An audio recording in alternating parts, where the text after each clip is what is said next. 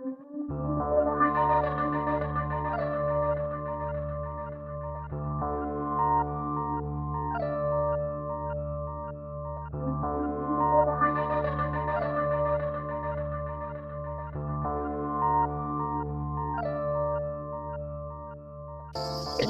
to Rejected Religion Spotlight. I'm Stephanie Shea. My guest today is Katy Bohinc. Welcome, Katy. Thank you for having me. Happy to have you here today. If you'll permit me to give a short bio for the audience. I would love that. Good. Katy is poet, data scientist, marketer, avant-garde publisher, astrologer, and founder of the Ratio platform and project. And it's for this that Katy joins me today. So, Katy, you and I met each other last year in Copenhagen at the Visionary Medium Conference, hosted by Vanessa Sinclair and Carl Abrahamson. And during a lunch break, you told me a bit about your project regarding astrology and a huge database. But of course, as is usually the case at conferences, you never have enough time to really get into all the details about everything. So I'm happy to have you here today so that we can talk more in depth about it. Cool. Thanks for having me. I really appreciate it. Right. So starting off regarding your multifaceted work as a poet, astrologer, and data scientist, you, quote, I'm quoting you now, see astrology much more poetically as providing a window of vision for a possibility of reality, and you see it as a historical study of the foundations of ancient civilizations and cross-cultural similarities, end quote. Now, as we know, in ancient times, astrology and astronomy were seen as being involved in the same types of activities, namely the mathematical measurement and registration of the positions of the planets and the constellations. But can you talk more about how astrology attributed human meaning to these mathematical structures? Sure. So, and there's a lot to unpack there. Right. So, I think when we think about astrology today, we think about sun sign horoscopes, which we read in the newspaper. Everybody's got a sun sign, you get your little paragraph, and it's almost like a fortune cookie. Like, right. Oh, my horoscope said blah, blah, blah. Well, okay. Sun sign horoscopes were actually discovered were invented in like the 1800s to help sell magazines. If you were to talk to an astrologer today, or even in the past, well, today we have computer programs that allow us to do charts almost instantaneously. But in the past, they were done by hand. And they use something called these huge data tables called the ephemeris that located the position and the degrees of the planets. And then the chart would be drawn by hand. It required basically a pretty decent skill set in order to draw a chart. So that's just, let's lay that foundation, right?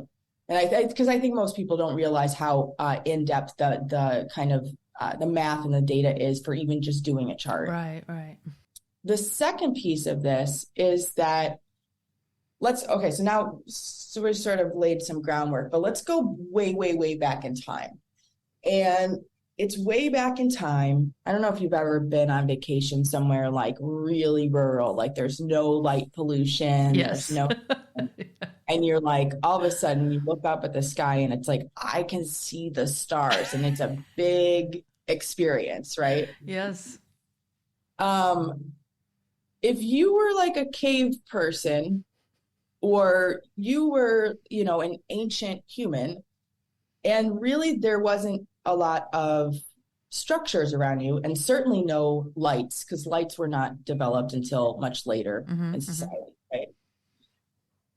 You sort of wake up and you're like, where am I? And how do I eat? Like, what do I need to do to survive, right? And the things that are important to survive are the growth of food and the capturing of animals. And so you are trying to figure out how you're going to master this skill set. And the one thing that is, pretty indicative of when animals are around or not around is whether or not it's daytime or nighttime. So what is the sun doing? And then the cycles of the moon, because the cycles of the moon help count us through the year and tell us whether or not it is the harvest moon or if it's the snow moon or where's the moon. I think some of the things that we take for granted about the planets and the position of the planets, because those are also things that are moving in the sky, things that you can study at night, depending on whether or not the moon's out, because when the moon's out, you can't see as much.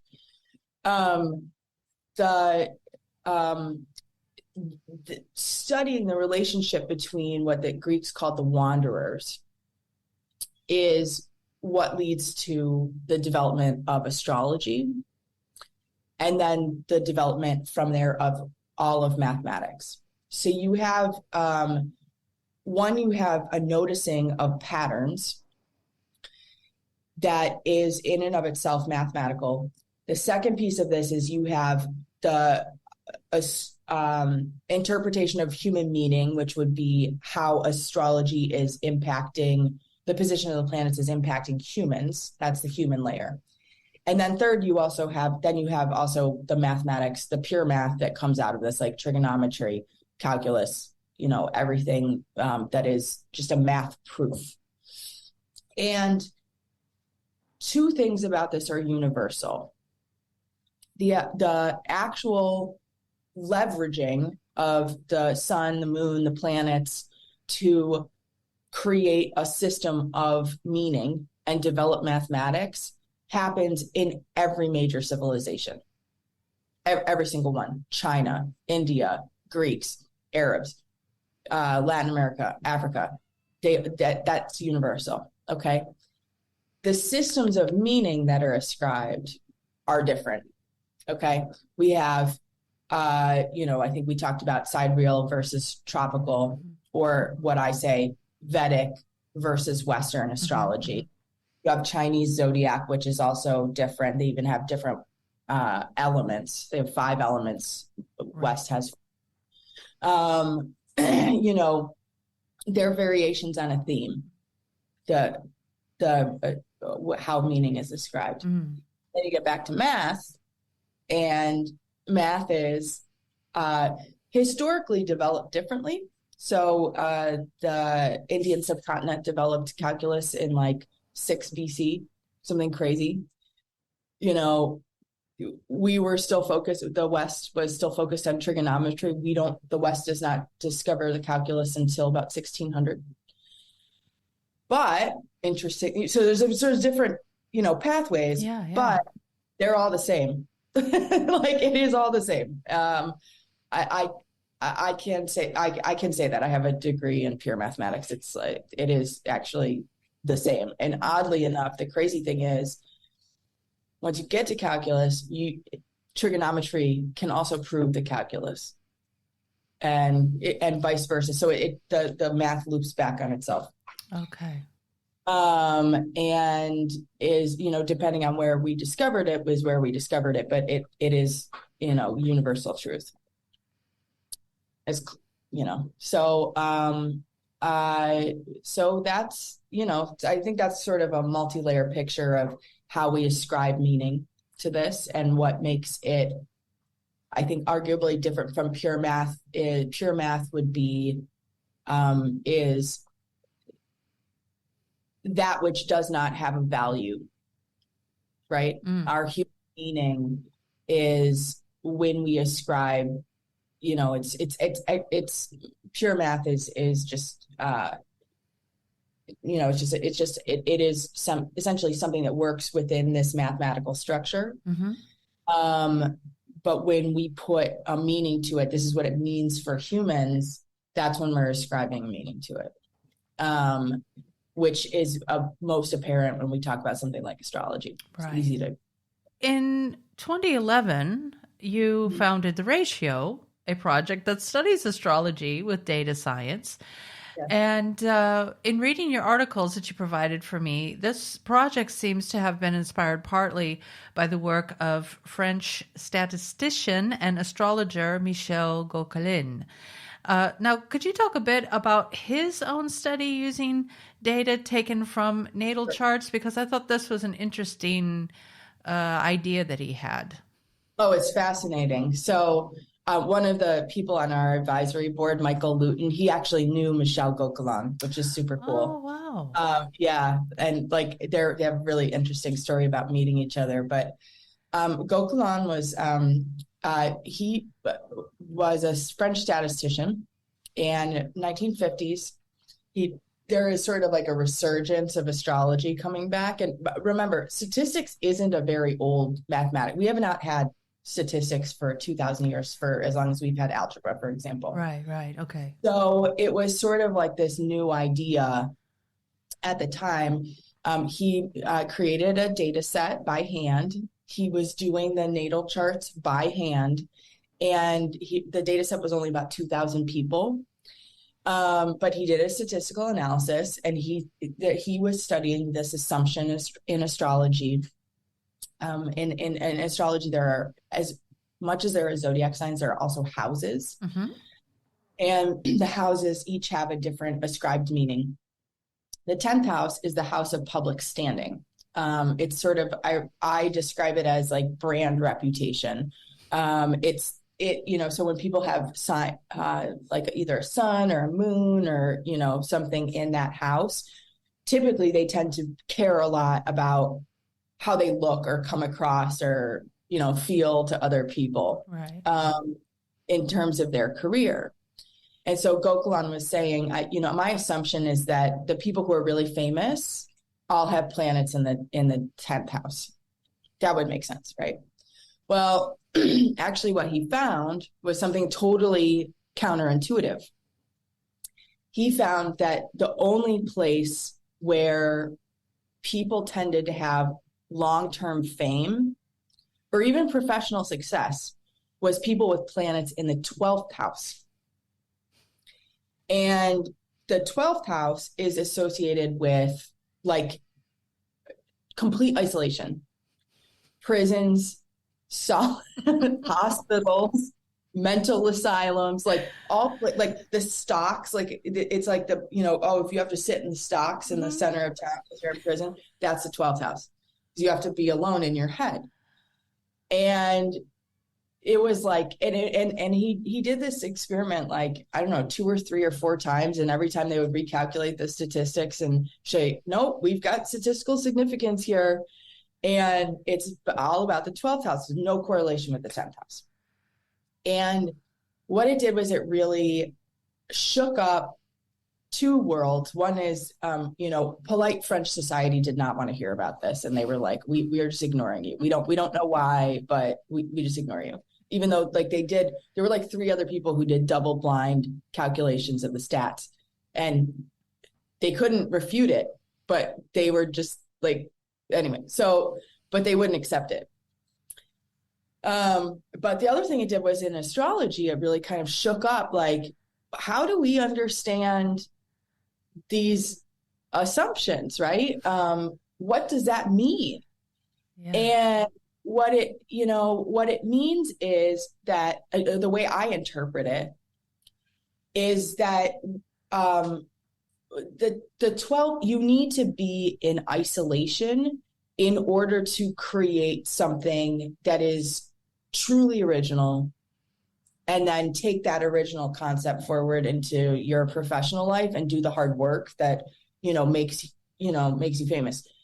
And if you do that independent thought, that creative independent thought, then what you bring to the world will last, because it's really original and unique to the individual. And that's sort of how I understand it. You could redefine your concept of fame or professional standing. That's possible. Different ways to do it. So there is a layer of, interpretation on top of the statistics. Right. For sure. For sure. That's where the poetry comes in, really, I guess. Right. So, Well, I found it interesting because I actually looked at my own chart and I don't did you? have any planets at all in the 12th house. I have nothing. So I'm like, what does that mean?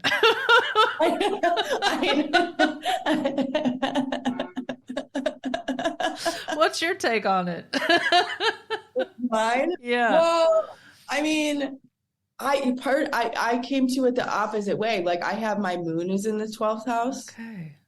And it was like when I first started studying astrology, I was like, I don't have anything in the 10th house. I'm just forever going to be a worker and no one will ever love me. And I'm going to just always be the worker and never get any recognition. Yeah.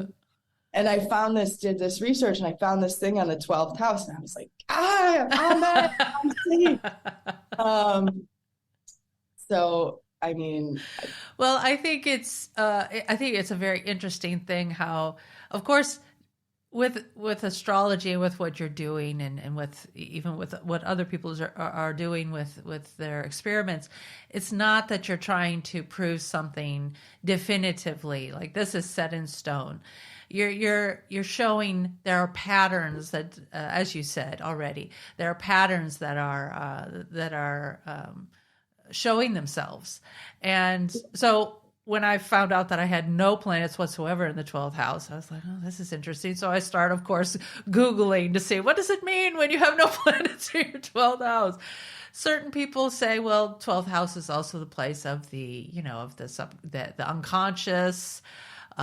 This is also a place where perhaps, you have, your issues that you have to work through in solitude, and maybe this is just one person's opinion, maybe with having nothing there, that's kind of indicative of you already having worked through your karma, so you don't really have a lot of baggage.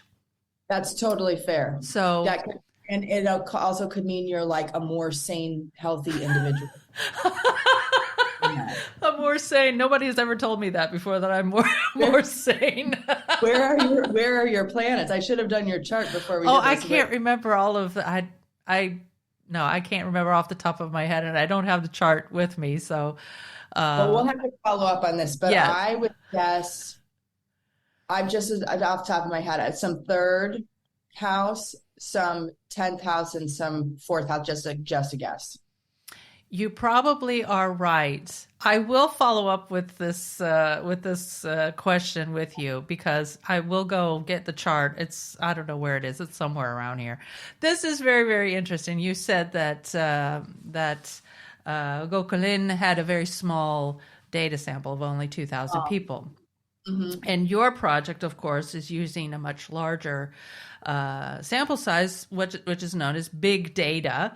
So let's talk about the ratio itself. What is the project attempting to achieve, and how is this working? So what's happening with the ratio? So project? our goal, we are a company. We have KPIs.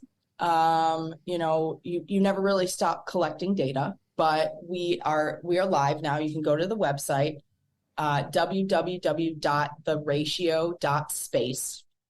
And you can, we're asking for your data. We're trying to build a data set of 20 million individuals minimum. And you give us your data, and you get your celebrity astro twin, and you can download the video and share this on the internet and tell your friends to do it too.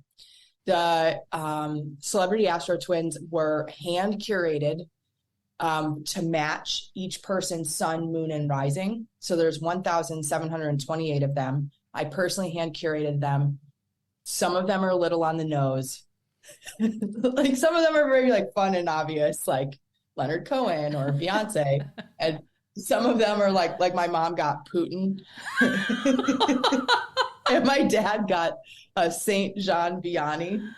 And my dad was like, appearances are deceiving. Like, all right. Well, I got a Indian warrior king from Oh, you did? his name is Shivaji. He was born in 1630. So Oh, yeah, cool. That's fun. that's very That's fun. fun, right? Yeah. So they're fun and they're reflective. Like, hopefully, we tried our best for as much diversity as possible. We're using a French database, and you're a little limited sometimes, but it was actually I'm actually really proud of all the Astro twins. I have them up on my wall on one of those like pictures things that slides. Because I think it's actually kind of a beautiful way to think about it. Was a nice art project for me. So anyway, it's a twist on the internet quizzes that we've all seen.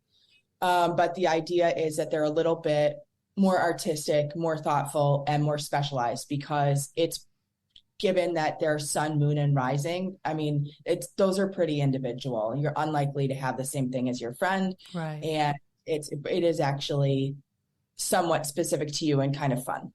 Right. So we're hoping that, we're trying to get this little thing to go viral. And, then get all of this data. And then, my day job, my professional background is I have worked as a data scientist in the marketing industry for 15 years. Now I manage teams. I work at systems at scale, but I work in big data for Fortune 500 companies. So I've seen the best practices in the corporate environment. That's actually where the idea for this project came from. Was okay. We have big data now. We can actually look at astrology again. So let's do it because I'm dying to know. And what are we going to, and my assumption is that we're going to find about 30% of things that are like, oh yeah, we said Cancers liked to be at home. Look at this. Number one in home ownership. Or most likely to live in the same place for a very long time, or most likely to be married, or something related to the home. We'll find something there. We'll be able to say, hey, we got a correlation, and there's statistical significance. I think 30% of things that we look at will be like, we just can't find anything. And then I think 30% of the things are going to be like Gauquelin's findings, where they cause a reinterpretation. Okay. Yeah. And so what we will do is, essentially we're going to, put in, the assumptions. We're going to look at our data points and try to, we'll do the statistical significance. We'll do the scientific analysis. And then based on the results, we're going to create a new updated astrology, and that'll be our IP. And so when we're done with the scientific investigation, we will build out a suite of products, and you will be able to come to the ratio and say, I don't want to get my astrology from this other group of people. I want to get it from the ratio because what they're selling is all of statistical significance.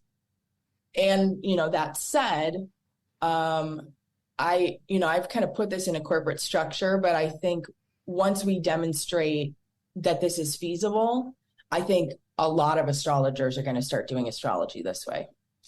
And I think that, or doing this original research like this. And we're close to that now in the astrology community.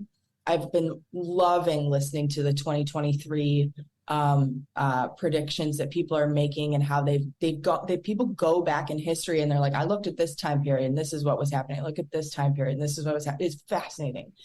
It's just brilliant. And I think, we are essentially doing data analysis, maybe not at this scale, but, people are, this is how it's done. So, right. I just think in the future, there will be much more of stuff like this. And, some of my astrologer friends agree with me. Yeah. So is this the only project out there now that's doing what you're doing right now? My knowledge, yes. To my knowledge, nobody is. It took us 2 years. It took me 2 years to get into this place, and a decent bit of capital. So, I think the workload and the money is prohibitive for people to build a huge data set like this, you know? Correct. Yeah. So, and you know, it's much easier to go into become like a TikTok star and make a lot of money that way than it is to try to put something like this together. I just happen to have the background. Yeah. So, to my knowledge, it is the only project like this that exists right now. And what's the progress so far with regard to the project? I mean, how many? So, you said you wanted 12 million? Is that what you said? 20 million. 20 million, sorry. So 20 million easily. I'd like more than that, frankly. We have, so we just basically got to phase 1 of the website in end of October. Okay. Took the holidays to rest. I have to fix our search engine optimization right now, which is like totally broken and not functioning. I need to test out the paid media aspect of this and see like okay, literally like once I put the SEO in place and then the paid media, I'll have more of a sense of our numbers for exactly how much it would take to just pay our way there, and at what point we could predict going viral, which is the hope. This is designed to go viral. But you know, it's paid media. So it's either we're gonna pay to play, or, you know, at some point it'll kind of flip over, like maybe you saw Lensa AI, just sort of all of a sudden it was like it went from like 0 to then it gets to a point and it's like the R naught is like doo-doo, everybody's right. You know, so that's what I'm hoping will happen. Okay. But we're testing each aspect of it to, figure it out. We also have the other piece that's going on right now is we have an NFT version of the Astro Twin. The NFT version is all, they're past life Astro Twins, but we've been doing a lot of work with the NFT community. They still exist. It's not as mass as it was a year ago. But the people who are hardcore in the NFT community like interesting, innovative projects. And so I'm operationalizing that piece of it right now. And I'm hopeful that, that will actually be our first round of funding from selling the NFTs.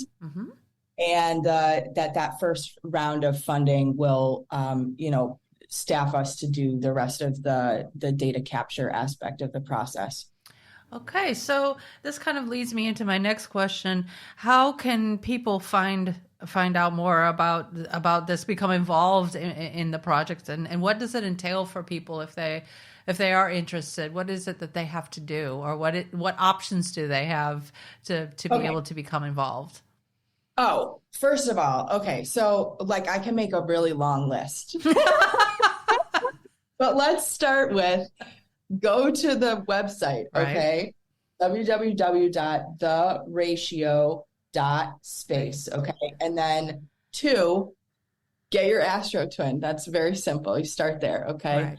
Right. If you really like us, download your Astro Twin video, send it to your friends, send it to your family, put it on your social media. That's amazingly helpful. You know, it stores to your phone, so you can leave it in your camera roll and then, share it multiple times, which I actually think is pretty cool. The third thing is, if you are an investor or collector of NFTs, check ours out. They have a floor price of 1.5 Ethereum, which I think puts us in the, range of, hey, we spent a lot of time developing this, but, so it's not, super, super cheap, but it's not exorbitant amounts of money. By being involved in this, our argument and our bet for why this would be worth being involved in is you're essentially microfunding a project that will give back to the community over decades, and really help us understand, something deep about the relationship between humanity and the stars and the planets. People say, oh, do you think your NFT will have value in 10 years? I said, I can't think of anything with longer term value than astrology. Really cool. It's it's gold. So, so you can do that. And then, if anybody ever wants to, have me do a podcast or do an article or something of this nature, like, the name of our game right now is, tiny bit of back end development still there, but really I need to get on the phone and talk to people. So any way you can share the information about the project with friends, that's amazing. Well, that's I started I did the Celebrity Astro Twin, and I shared it on my social media. I will be sharing it again. Thank you. I do not have any experience with cryptocurrency whatsoever. But something to definitely think about, of course. But that's why, when you asked, hey, can we get together and talk about this? I'm like, yes, that's fine. Let's do it. I'm happy to help in any way I can. So to put this out onto my site and onto my platform channel on YouTube, anything that I could do to help get this project up and running, I'm happy to do. I'm grateful. I'm really grateful. This is it's been really, really nice. Like, the response from people is awesome. It, like, the support that I have gotten is like kind of shocks me, because there's been so many hard things along the way that I'm like, oh, it's so hard. But but people like yourself and Vanessa and Carl, who are, just like, oh, we love this. It makes me, well, you know what it is? It's this idea that astrology is just, fluff. There's nothing behind it. Yeah. And of course that wasn't always the way it was. It's changed over time with the way people look at it. But I kind of see this as an opportunity for astrology to kind of gain its reputation back. That it's, it has a good reputation, but it's been kind of tarnished over the years by a lot of different individuals, and kind of made into something that is probably not for everyone, of course, because there are some serious astrologers who are working with the concepts. But I think for just, the mainstream people that, you open up your Cosmopolitan magazine or your newspaper and you see that little horoscope. I think people find that entertainment nowadays. But what I am interested in is to try to help astrology regain its former glory that it once had. I think that would be really, really interesting to see what's coming out of the data. Right. And since you have such, the opportunity to have such big data, I think that would be a great thing. Then you can do with it. Why not? Right? It's like, this is to me, I feel it's almost like we almost owe it to this thing that gave us all of mathematics. I mean, like, we would not be on the Zoom call. We would not be, we wouldn't have buildings. We wouldn't have anything without mathematics. So why aren't we coming full circle with this and looking at what gave us mathematics? And it is such a deep part of human history in every single civilization. So I'm like, oh, we sort of like, we owe it to ourselves, Well, with such a project, if you have enough data, you could perhaps close that circle, and come back around again, and to have a different viewpoint of what astrology is all about and what's going on with astrology. I think, if you can, if even just to, you can't, of course, you're not going to be able to convince everybody all the time, but just to be able to offer this set of, this is based on science. This is not fluff. Yeah. So with that being said, I think this is a great initiative on your part and your team's part. Thank you. So I just wanted to wish you all the best of luck with that. And I wanted to thank you for talking with me today. Is there anything that you wanted to add in closing? No, no. No? Okay, It's great. gonna. Oh, I'll just tell you, in March of 2023, we're going to have a big, big, big shift in astrological energy, just almost like night and day. Just so many things are happening throughout the month of March that like April and February may seem like different years. Is So okay. Is this I'm good? Is looking this forward bad? to it. I wonder what's going to happen in March. It's going to be exciting, whatever happens. Okay, well, great. If people are also interested to know more about Katie's poetry, you can find out more at katybohinc.com. I will be sure to include links to everything that we've talked about today so that people can find it very easily. Also, social media and yeah, I hope that this helps in some way. That people will find out about it to see. Okay, this is going on, and get their data in the database so that you can get that information Awesome. that you so need. So thank you again, Katie, and good luck with everything. Thank you so much. Have an awesome day, You Stephanie. too.